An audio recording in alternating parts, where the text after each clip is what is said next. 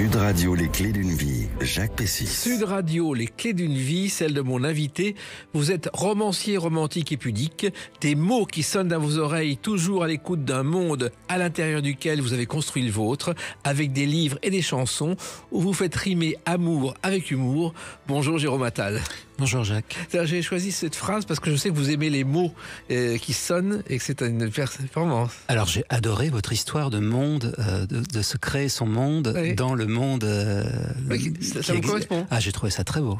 Merci. Alors écoutez, on va évoquer aujourd'hui votre carrière, également votre livre 9 rencontres et un amour chez Fayard, un livre étonnant, et puis votre nouvel album, le premier depuis 2005, je crois, comme chanteur, et tout ce que vous avez fait dans votre carrière à travers des dates clés, puisque c'est le principe des clés d'une vie.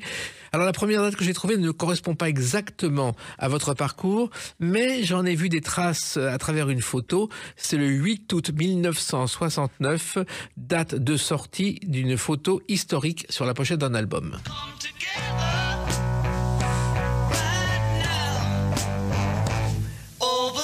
L'album Abbey Road avec la photo de la pochette par un photographe qui s'appelait Ian Macmillan vers 10h le matin en 6 minutes. Il a fait 10 clichés et je crois que cette photo vous en est inspiré vous-même pour faire un cliché, Jérôme Attal, sur Instagram. Alors peut-être, mais en tout cas j'adore les Beatles. Voilà. Alors j'étais pas né malheureusement. Oui, vous êtes né à peu près un an après. Plus tard. Mais c'est vrai que cette photo vous a inspiré. Oui, mais moi je suis un grand fan des Beatles et alors j'ai pas vécu. J'aurais adoré peut-être vivre être né une décennie ou 2 décennies plus tôt et attendre avec impatience le prochain album des Beatles. Mais j'ai découvert les Beatles moi à 14 ans, 12-13 ans en jouant de la guitare. Et ça a révolutionné ma vie parce que c'est des gens qui ont tout le temps innové et en même temps qui n'ont jamais retranché sur le pouvoir mélodique des chansons. C'est ça qui est très beau chez les Beatles. Oui, et puis en plus, je crois que l'un de vos premiers livres qui s'appelait Le Rouge et le Bleu, c'est des textes courts des souvenirs d'enfance inspirés par l'univers des Beatles. Oui, en fait, c'était mon deuxième livre parce que le deuxième, oui, j'ai mis l'un de vos premiers. Oui, pardon, non, c'est pour vous dire que le deuxième livre de Stendhal est Le Rouge et le Noir. Donc, comme c'était mon deuxième livre, je me suis dit, je vais l'appeler Le Rouge et le Bleu. C'était le petit truc. Et il y avait eu un livre, Le Rose et le Noir, d'ailleurs, qui était l'histoire du chien de Mitterrand. Ah oui, mais c'est vrai. Et Le Rouge et le Bleu, évidemment, c'est les 2 compiles emblématiques des Beatles, la compile rouge et la compile bleue. On a parlé de ce livre comme d'un ovni littéraire à l'époque. Ouais, c'était plein de petits textes sur les Beatles. Moi, j'ai l'impression, enfin, c'est ce que je dis dans le livre, c'est que je crois qu'un romancier n'a pas assez d'une vie pour raconter tout ce que peuvent lui inspirer les Beatles, à la fois ensemble et à la fois séparément, comme personnage et comme personnalité. Mais en même temps, c'est pas votre génération, les Beatles, au départ, Jérôme Attal. Ouais, mais c'est le pouvoir des chansons et le pouvoir de la musique. C'est que quand on a 12-13 ans, moi je vivais dans les Yvelines, il n'y avait pas grand chose à faire à part soit la mobilette, soit la guitare. Et donc j'ai choisi la guitare pour rassurer mes parents. Et j'avais l'impression qu'en plus écrire des chansons pouvait contenir ma mélancolie qui commençait à déborder un petit peu.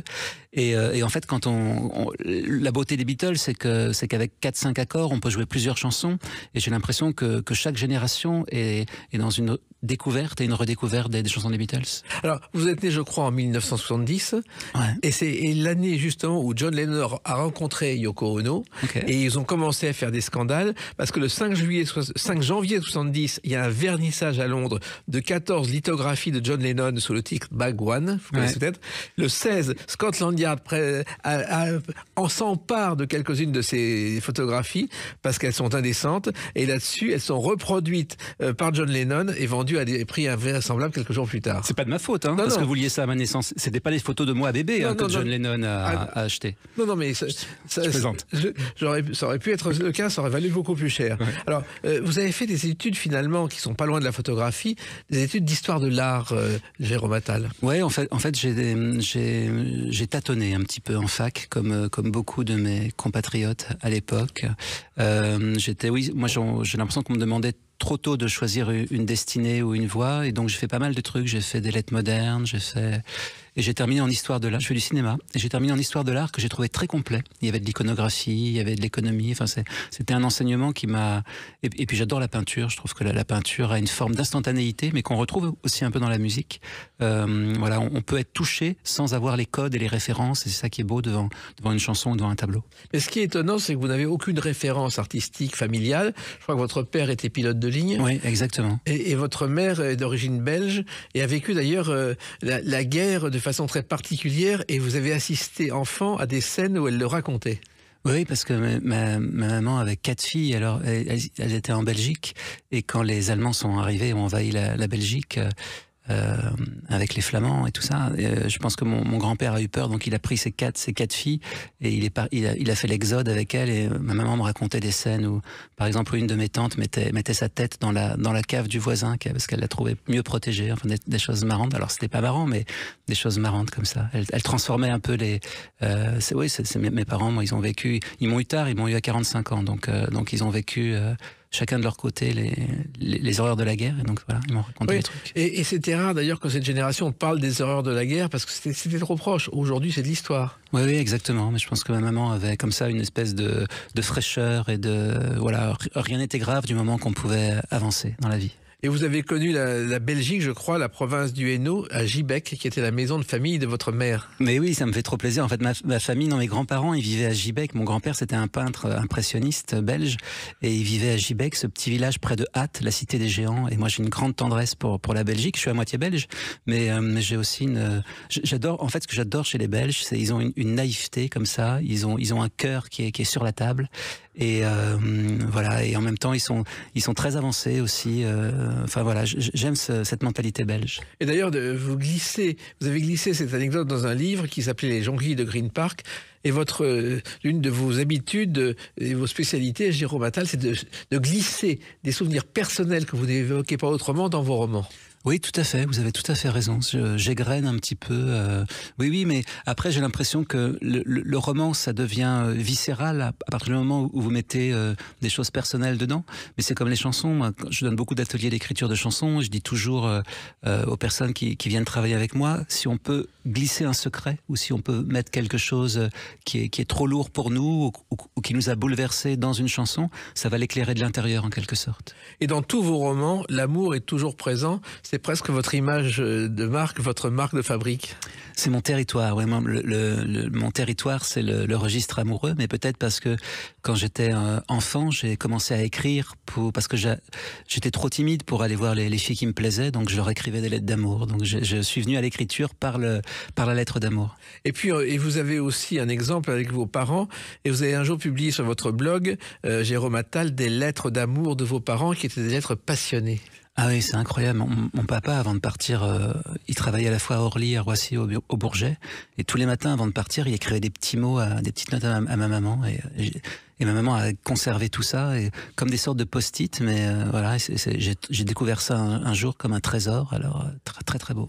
Et avec une écriture extraordinaire, une écriture très belle, ce qui est rare aujourd'hui. Ouais, moi j'ai une écriture toute pourrie. Les gens qui viennent me voir en dédicace, ils arrivent jamais à me relire, ils me demandent toujours ce que j'ai écrit. Mais mon papa avait une belle écriture. Alors tous ces éléments-là sont sur Instagram parce que vous avez été un des pionniers du blog. Il faut savoir que le terme blog, c'est né de la contraction de web log, qui en anglais signifie registre ou journal, et que ce terme a été employé pour la première fois par John Barger en 1997.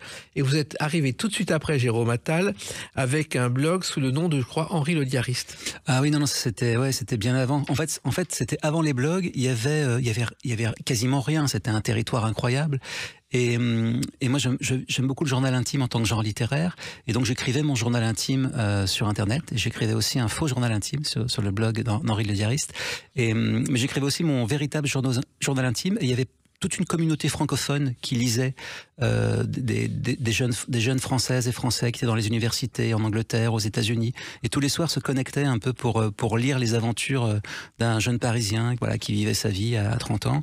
Et j'avais 2000, 3000 lecteurs, et mon premier éditeur, Stéphane Million, lisait mon blog, et c'est comme ça qu'il m'a proposé d'écrire un premier roman. Et comment c'est venu cette idée de blog? Parce qu'à l'époque, c'était banal. Aujourd'hui, il y a 3 millions de blogs chaque mois en plus, mais à l'époque, personne n'en faisait. Ouais, je crois que c'est le goût de l'écriture, et puis cette découverte de de l'instantané. Voilà, c'est le journal intime. C'est vraiment, moi j'adore les journaux en tant que genre littéraire. J'adore le journal de Jean-René Huguenin, par exemple.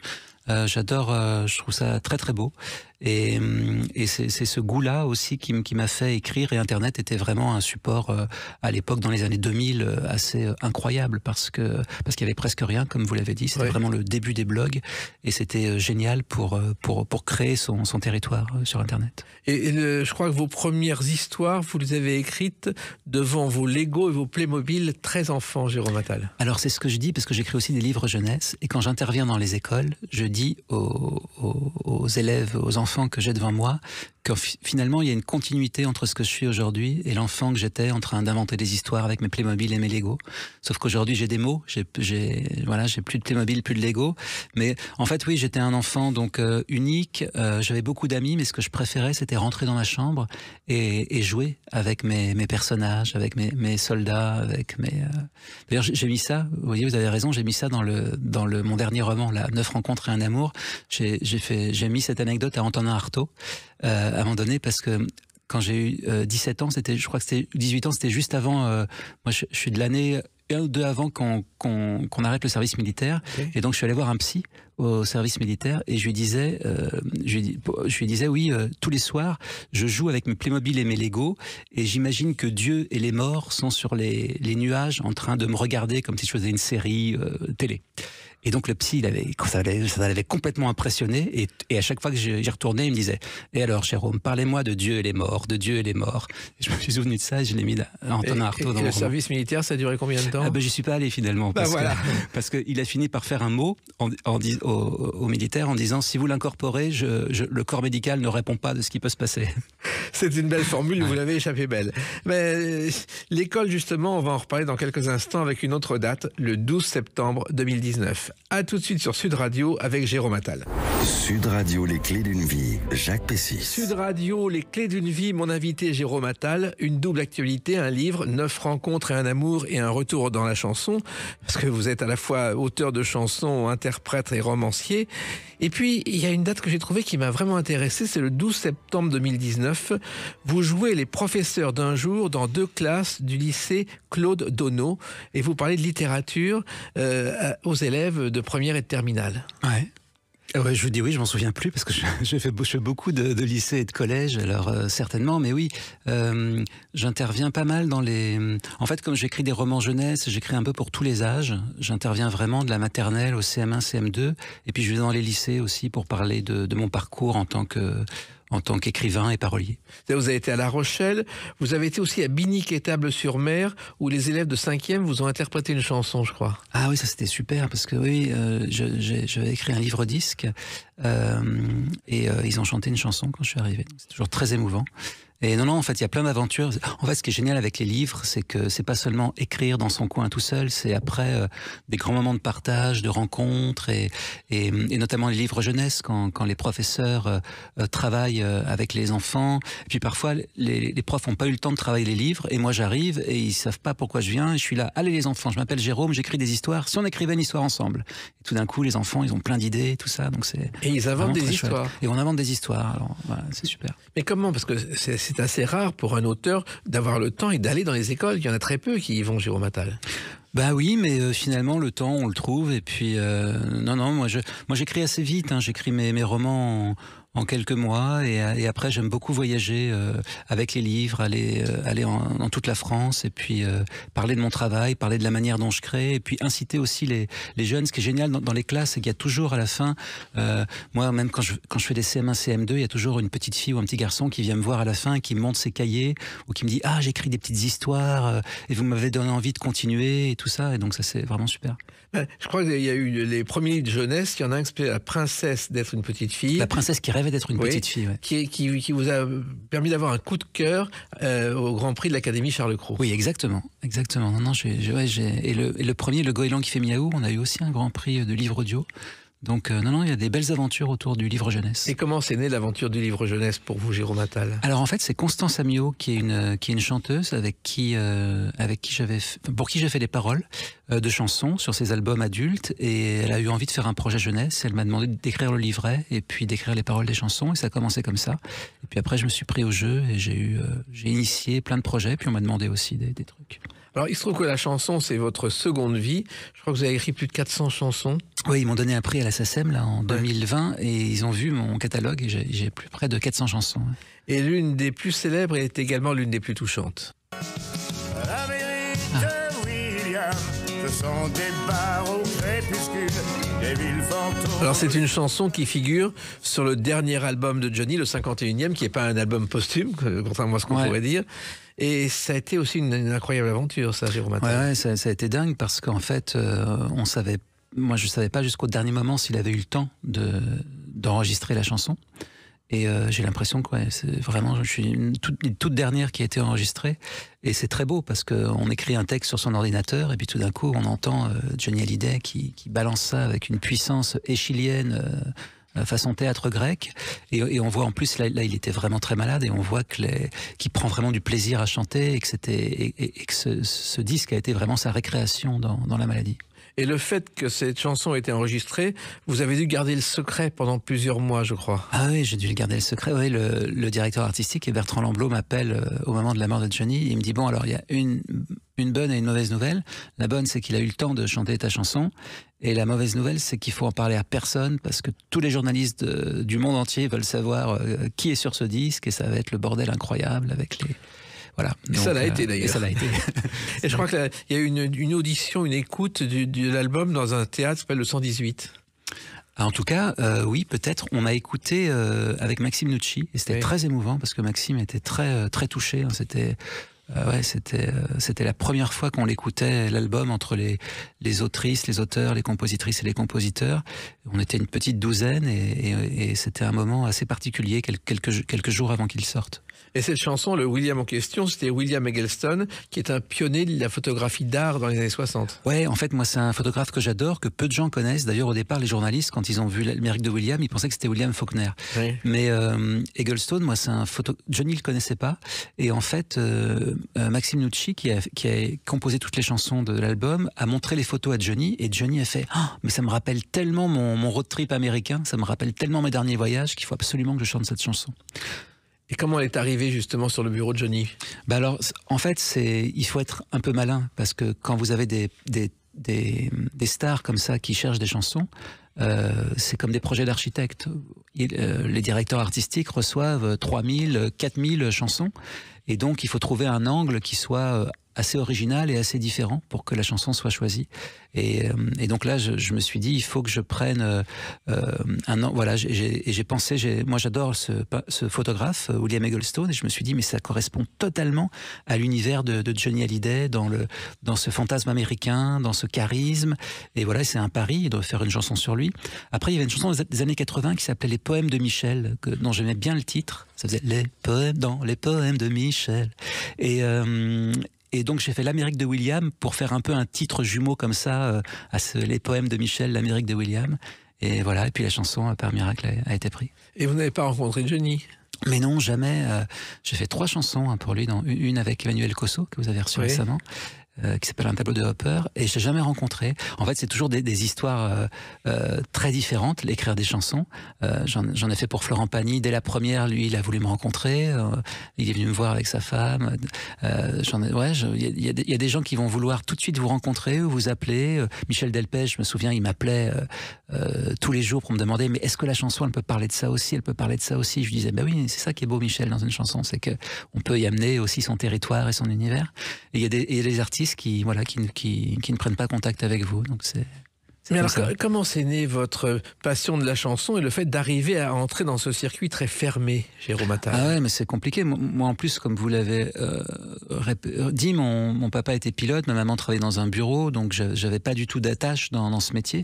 Donc je pense qu'il a bien fallu 10 ans pour que les gens accordent un peu de crédit à ce que je faisais, ou 10 ans pour être découvert et pour faire mon chemin. C'est toujours très... alors, et encore, c'était il y a 30 ans.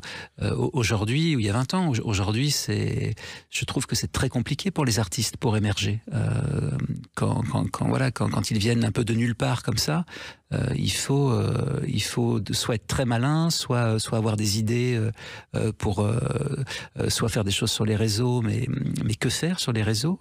Et puis il faut avoir en plus le tempérament pour faire ça, parce qu'un artiste est aussi timide, donc c'est très compliqué, je trouve, pour émerger et pour avoir un peu de surface aujourd'hui dans ces milieux. Oui, mais vous avez réussi au bout de 10 ans à placer vos premiers textes. Vous vous souvenez le premier texte pour qui c'était? En fait, le premier, c'était... Alors, moi, en fait, je chantais sous mon nom, j'avais un petit groupe et je faisais pas mal de scènes à Paris, des péniches, des petits bars où on n'était jamais seul, mais on était à 3. Il y avait toujours à l'affiche, il y avait 3, 4 personnes. Et en fait, les autres personnes qui partageaient l'affiche avec moi, comme Constance Amiot, comme le groupe Vendetta, où la chanteuse est Sylvie, qui fera plus tard le groupe Brigitte, ont repéré mes textes et m'ont demandé d'écrire pour elles et pour eux. Et donc, au départ, j'ai eu à la fois mon projet à moi en tant que chanteur, mais finalement, j'avais des textes qui se retrouvaient avec le groupe Vendetta, avec Constance. Et donc, j'ai agrandi un petit peu comme ça mon panorama de textes. Et puis un jour, j'ai entendu parler, Florent Pagny cherche des textes et j'ai écrit ce texte qui s'appelle Mon amour oublie que je l'aime et il est arrivé dans les bonnes mains et Daran a fait une musique géniale dessus et hop. Et aujourd'hui, vous faites des ateliers d'écriture à Astafort et puis dans d'autres lieux. Oui, dans pas mal de lieux, dont Astafort. Là, j'anime plusieurs ateliers d'écriture, dont un stage bientôt en juin là, sur l'autrice et l'auteur. Et c'est génial Astafort. Hein. C'est parrainé évidemment par Francis Cabrel. Et c'est un cocon dans lequel des autrices et des auteurs et des compositrices et des compositeurs peuvent venir exercer leur talent et créer des chansons. La transmission est pour vous très importante. Oui, alors la transmission, mais aussi moi j'aime être là à l'endroit de la création.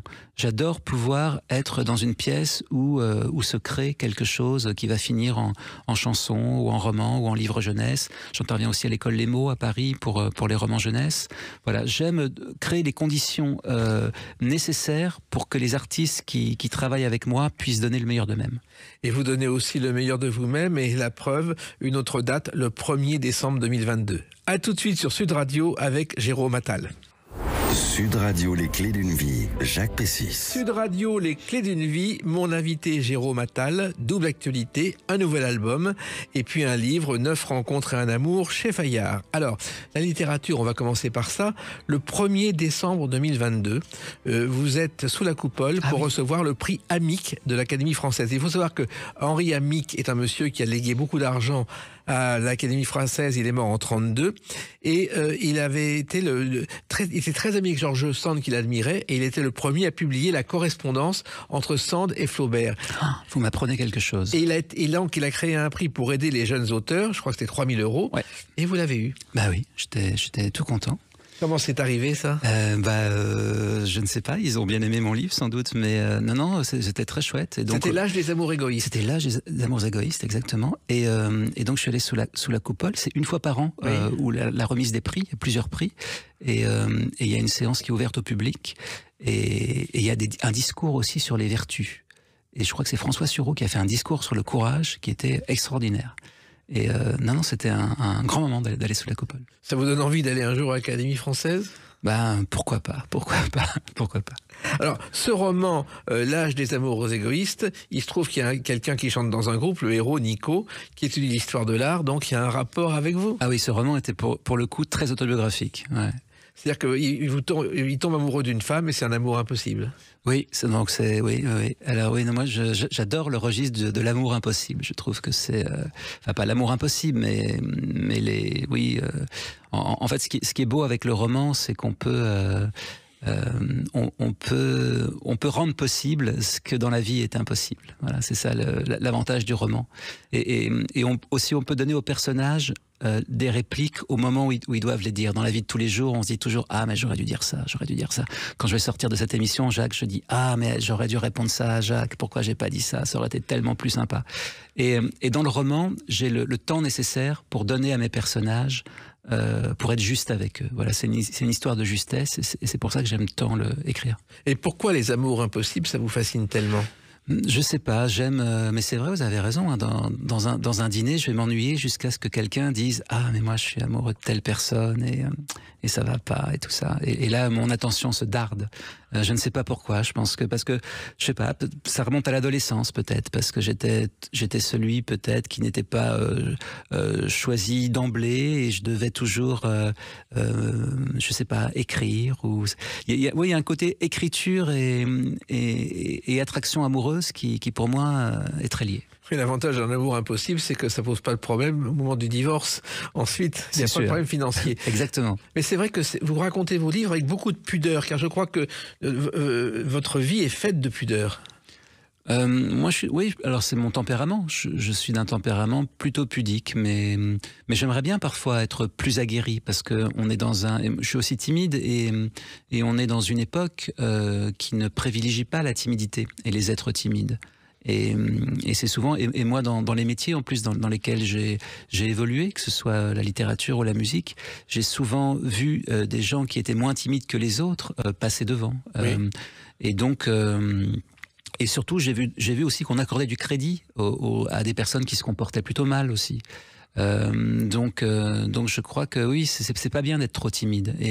Mais c'est mon tempérament et malheureusement je n'arrive pas parfois à me faire violence pour essayer d'être plus aguerri. Oui, or peut-être que vous n'en avez pas besoin finalement. Je sais pas.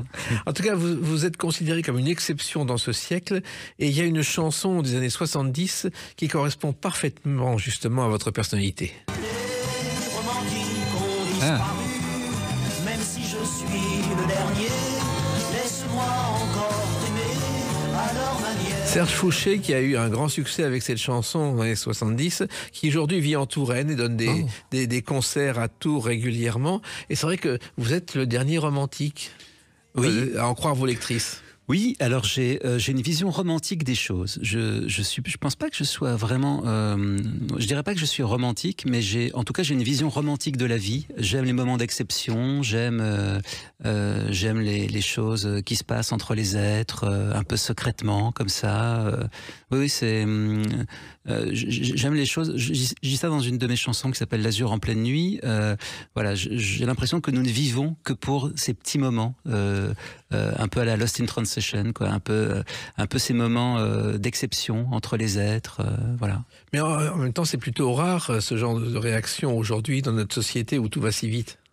Oui, alors effectivement, tout va trop vite, mais moi je suis quelqu'un d'impatient aussi, donc je ne prône pas non plus la lenteur, mais il faut trouver, en fait peut-être que l'histoire de l'existence c'est trouver sa propre vitesse, mais comme vous disiez si justement au début, faire son monde dans le monde, ça c'est vraiment... Vous m'avez bluffé avec cette phrase, Jacques, au départ, qui était extraordinaire. Alors, il se trouve aussi que vous avez une particularité, c'est-à-dire que dans vos romans, il y a l'amour, mais il y a aussi une culture étonnante. Je pense à 37 étoiles filantes, où carrément vous racontez, ou vous imaginez une engueulade entre Giacometti et Jean-Paul Sartre. Oui, c'est Giacometti qui veut casser la figure à Jean-Paul Sartre dans le Paris des années 30, parce que Giacometti se fait renverser par une voiture, une américaine complètement... beurré en voulant d'une américaine qui lui rentre dedans en plein Paris, et on l'emmène à l'hôpital, il a le pied complètement fracassé, et pendant que Giacometti est à l'hôpital, Jean-Paul Sartre, son ami Jean-Paul Sartre, raconte dans tout Paris, il lui est enfin arrivé quelque chose. Et j'avais trouvé ça tellement moderne, tellement méchant, tellement mordant, cette anecdote, que je me suis dit, mais ça va être le débarre d'un roman incroyable. Je vais mettre Giacometti à l'hôpital tout de suite, on va lui raconter ça, et il va avoir qu'une idée, c'est sortir de l'hôpital et casser la gueule à Jean-Paul Sartre. Mais vous partez à chaque fois de faits historiques. Alors en fait, ça c'est une anecdote que j'ai lue chez Balthus. On demande à Balthus, le peintre Balthus, qu'est-ce qu'il pense de Giacometti, et Balthus, alors évidemment dans sa morgue un peu aristocratique, ne donne pas d'avis sur la sculpture ou la peinture de Giacometti, mais il raconte cette anecdote. Et en la lisant, je me suis dit, mais ça m'a ouvert. En fait, je lis un truc, j'ai une émotion, il y a quelque chose qui se passe, et ça m'ouvre toujours le champ d'un roman, et ça me fascine assez pour me jeter dedans pendant 200-300 pages. Oui, mais il faut trouver la bonne anecdote, et c'est pas si fréquent dans les littératures. Ouais, peut-être. Alors, il faut savoir que Giacometti était en quelque sorte en avance sur son temps, puisque sa première sculpture, qui est L'homme qui marche, en réalité, c'est une femme au départ qui l'a inspiré. C'est une femme antique, un bas-relief découvert par un archéologue. Et donc, un homme qui est une femme, finalement, il avait quelques décennies d'avance. Voilà.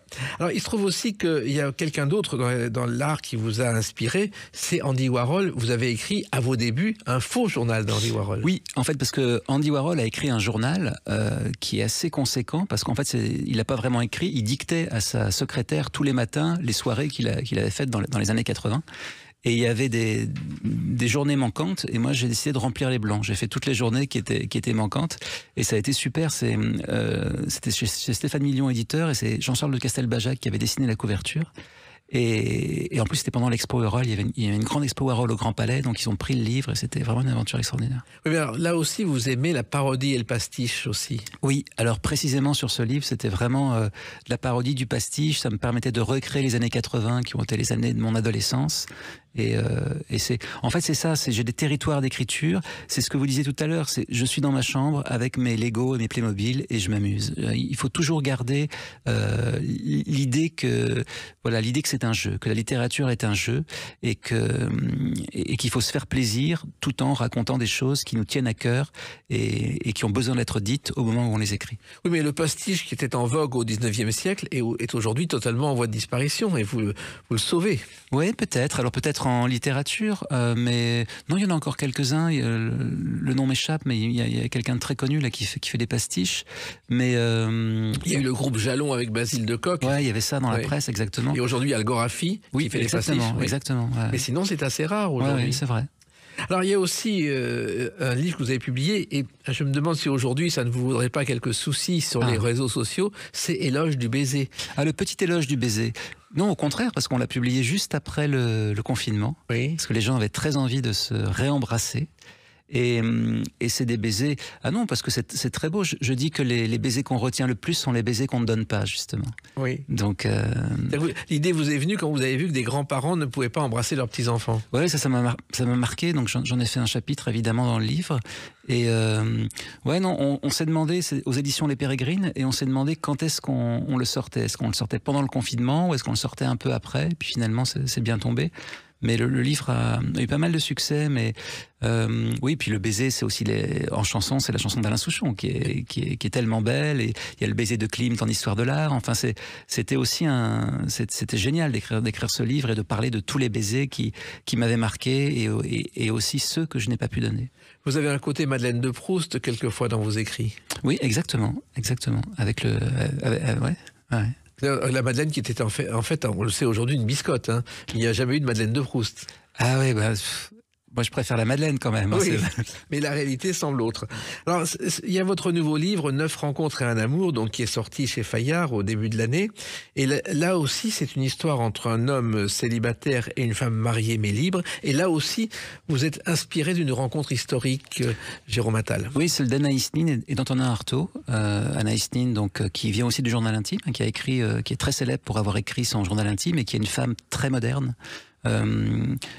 J'ai envie de dire très féministe. En même temps, les féministes d'aujourd'hui peuvent ne pas revendiquer Anaïs Nin comme héritage parce qu'elle est très libre et en même temps, elle raconte qu'elle peut s'enchaîner à un homme par amour. Donc c'est pas vraiment dans le féminisme hardcore. Mais elle est très libre. En fait, elle ne veut jamais retrancher sur son désir. Elle va toujours où le désir l'amène. Et en même temps, elle fait en sorte de ne pas blesser les personnes auxquelles elle est déjà attachée.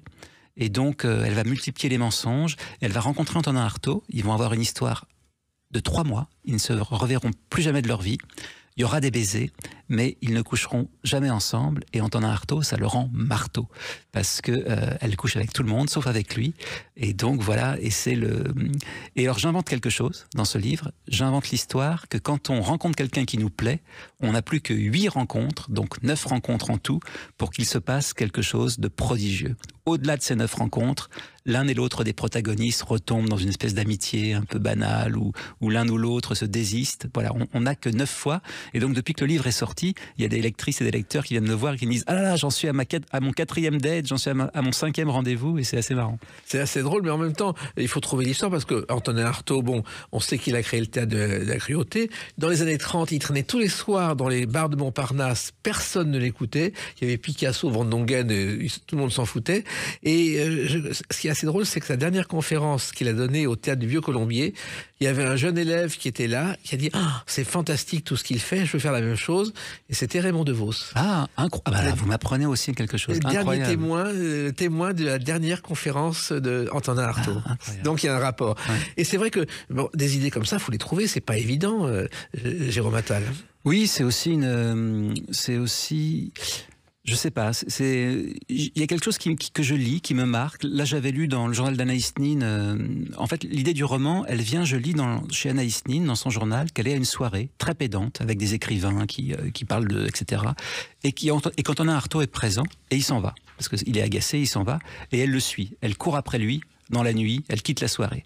Et là, moi, je me retrouve dans les heures les plus glorieuses de mon adolescence, où je me dis, mais j'aurais adoré que la fille que j'ai qui m'a tant fasciné dans la soirée me court après, et ça me permet d'entrer dans le roman. Je me dis, je vais raconter cette histoire. Et ben voilà, et c'est un roman qui est né avant d'autres choses, et des chansons qu'on va évoquer à travers une date où l'amour est très présent, le 14 février 2024. A tout de suite sur Sud Radio avec Jérôme Attal. Sud Radio, les clés d'une vie, Jacques Pessis. Sud Radio, les clés d'une vie, celle de mon invité Jérôme Attal. Alors, on a évoqué votre carrière, votre nouveau roman 9 rencontres et un amour chez Fayard. Et comme vous avez beaucoup de temps de libre entre deux livres, vous avez fait des chansons. Et c'est le retour à la chanson après 15 ans d'absence avec un nouvel album, le 14 février 2024, Les Attaches fines, titre de l'une des chansons de cet album. Dans Londres, j'ai suivi des attaches fines, des odeurs de shampoing.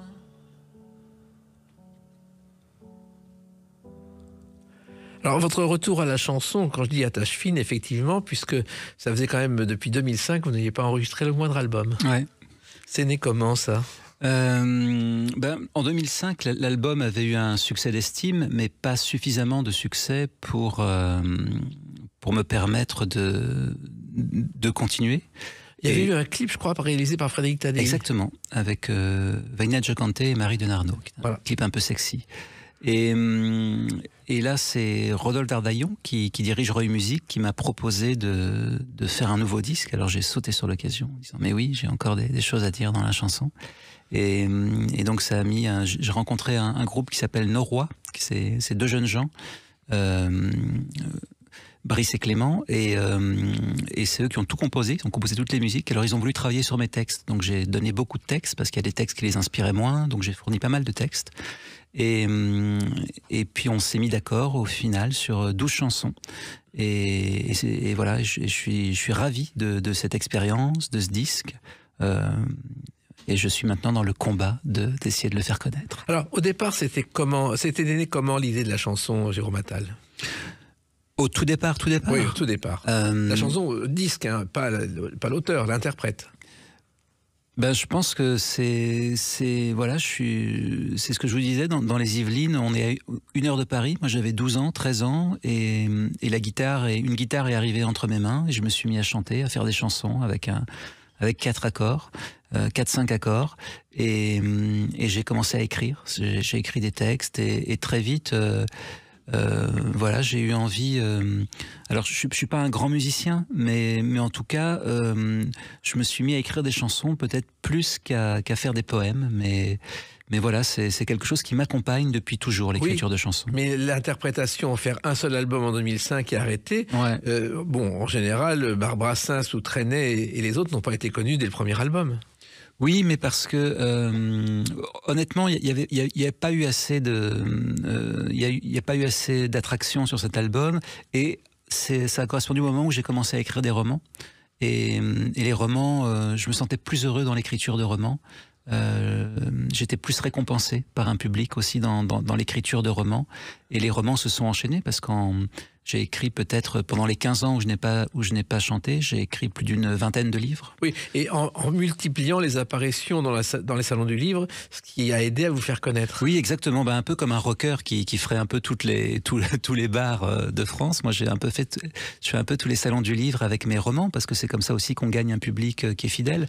Ce qui est beau dans le livre, c'est que quand une personne aime un de vos livres, elle va revenir pour prendre un autre livre et pour en offrir. Et donc il y a un côté très vertueux comme ça aussi à se déplacer, à rencontrer les libraires et à participer à l'écosystème de la littérature et du livre. Alors dans vos romans, bien sûr, les histoires d'amour sont présentes, on l'a dit, mais dans les chansons aussi. Et vous évoquez dans ces nouveaux albums le monde d'aujourd'hui que vous trouvez bien en déclin. Oui, c'est un album où toutes les chansons d'amour sont reliées finalement à des préoccupations assez modernes. Il y a une chanson qui s'appelle Beluga qui... je ne sais pas si vous vous souvenez, il y avait ce beluga qui errait dans la Seine. Dauphin, oui. Ouais, il y a 2 ans.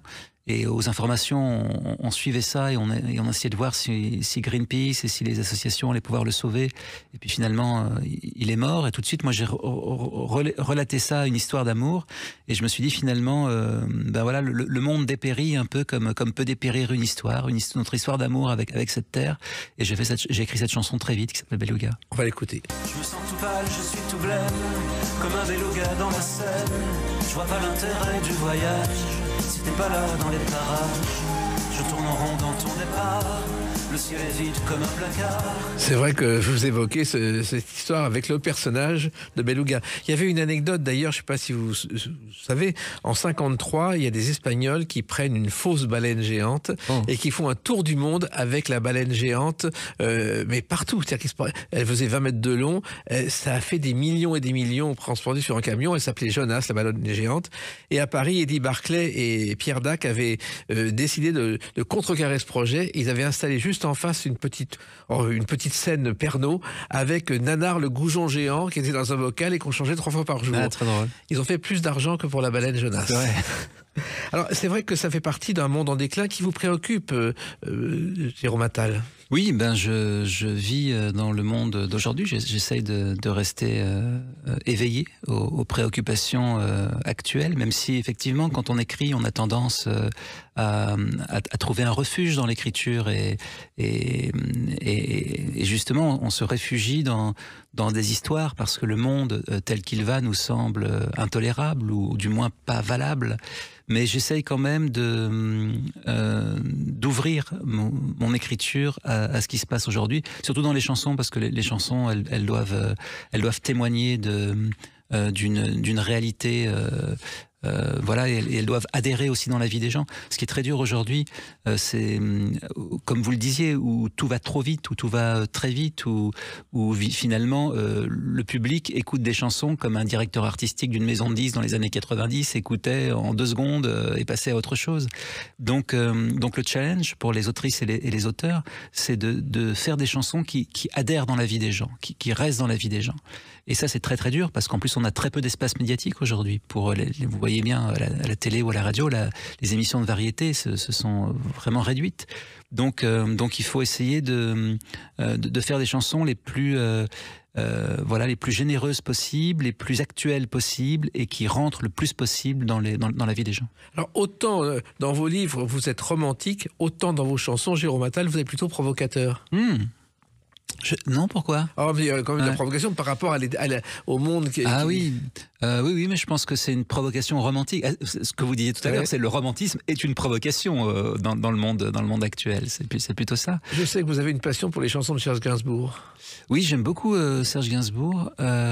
Qui était lui aussi romantique et provocateur. Oui, alors, oui. Moi, ce que j'aime, c'est surtout que quand j'étais adolescent, c'est lui qui m'a... j'aime la générosité de son univers. C'est-à-dire que moi, j'aime les artistes qui ne se cantonnent pas simplement aux chansons, mais qui nous font découvrir d'autres choses. Grâce à Gainsbourg, j'ai découvert Benjamin Constant, j'ai découvert Picabia, j'ai des Huysmans, le symbolisme avec l'alcool et le feu, là, quand il brûle ce billet de 500 balles à la télévision. En fait, c'est une ode au symbolisme. En fait, j'ai découvert une densité qu'il n'y avait peut-être pas chez d'autres chanteurs, mais en même temps, j'ai découvert plein de choses avec Francis Cabrel, j'ai découvert plein de choses avec Renaud, j'ai découvert de la poésie aussi avec Renaud dans les années 80. Quand un disque de Renaud sortait, il y avait une poésie qu'on comprenait en plein visage. Goldman est très très important pour moi parce que justement dans ces chansons qui sont actuelles, qui font territoire dans la vie des gens et qui ont une poésie aussi et une efficacité. Jean-Jacques Goldman, pour moi, c'est l'album entre gris clair et gris foncé, c'est un peu mon White Album des Beatles. C'était incroyable, Goldman aussi. Oui, d'ailleurs, il m'a un jour raconté que il m'a dit, vous n'imaginez pas combien c'est difficile de faire une chanson. Et c'est peut-être pour ça qu'elles sont encore connues aujourd'hui et sans doute éternelles. Ah ouais, j'ai l'impression que je le crois pas. En tant que type qui fait des chansons, je le crois pas. Je pense qu'il a une émotion et il y va et la chanson. Mais non, je crois que il travaille beaucoup plus qu'il ne laisse paraître. C'est vrai. Ce qu'il m'a un jour expliqué. Alors, il y a aussi le cinéma qui est présent dans ce nouvel album Les Attaches Fines à travers une chanson, Ciné Doré. Ciné doré, elle veut s'asseoir dans la lumière du ciné doré. Ciné doré, elle veut s'asseoir dans la lumière du ciné doré. Le cinéma, pour vous, c'est une façon presque d'échapper au monde d'aujourd'hui, à la violence d'aujourd'hui, Jérôme Attal. Exactement, c'est l'histoire de cette chanson. C'est l'histoire d'une fille qui échappe, qui va dans les séances de cinéma pour échapper à la violence du monde, à la violence de ce qui se passe pour elle et au fait qu'elle ne comprend plus les liens qu'elle a avec les gens qui sont trop violents pour elle, et donc elle se réfugie dans les salles de cinéma. Oui, et le cinéma, c'est une autre de vos activités. Je crois que vous avez débuté comme acteur au cinéma dans un court-métrage qui s'appelait La fille aux allumettes. Ah oui, alors figurez-vous, en fait, quand j'étais enfant, tous mes copains d'école, ils pensaient que je serais acteur. Et puis finalement, non, je suis pas du tout devenu acteur, donc j'ai déçu toute une génération à Saint-Germain-en-Laye. Mais avec Franck Guérin m'avait demandé de travailler le scénario de plusieurs de ses courts-métrages, et sans doute à force de travailler avec moi, à force de me voir en face de lui, il s'est dit autant prendre le type qui est en face de moi comme acteur. Donc voilà, je suis devenu acteur par la force des choses. Et vous avez écrit 4 scénarios, vous auriez pu en faire beaucoup plus ? Oui, sauf que c'est très compliqué le cinéma. C'est pour ça que je préfère le roman, parce que le roman, je suis tout seul, je vais à mon rythme, je vais à ma vitesse. Le cinéma, j'ai l'impression que c'est pour qu'un scénario soit validé, soit lu, c'est à un moment donné, moi je préfère retourner vers le roman, et comme vous voyez, comme j'écris beaucoup et je suis un créatif, donc j'ai besoin que les projets se fassent, et je me sens plus libre dans le roman que dans le cinéma. Et dans cet album Les Attaches Fines, Jérôme Attal, il y a aussi une chanson qui est un constat glaçant sur la société.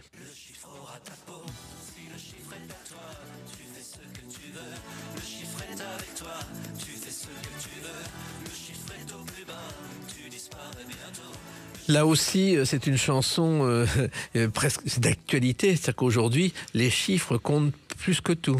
Les algorithmes, les chiffres, oui, c'est une chanson assez glaçante. C'est voilà, si le chiffre est à toi, tu fais ce que tu veux, et s'il n'y a pas le chiffre, eh bien le chiffre aura ta peau. Voilà, c'est terrible. C'est ce que je dis dans la chanson, c'est ce que dit Oscar Wilde du cynisme, c'est connaître le prix de tout et la valeur de rien. Et aujourd'hui, voilà, c'est le nombre de followers, c'est le nombre, c'est le chiffre, et la valeur, malheureusement, si vous n'avez pas le chiffre qui suit, je pense que c'est une société qui veut vous faire disparaître. Mais c'est pour ça qu'il faut se battre, et il faut se battre contre les algorithmes, il faut se battre contre cette dictature du chiffre.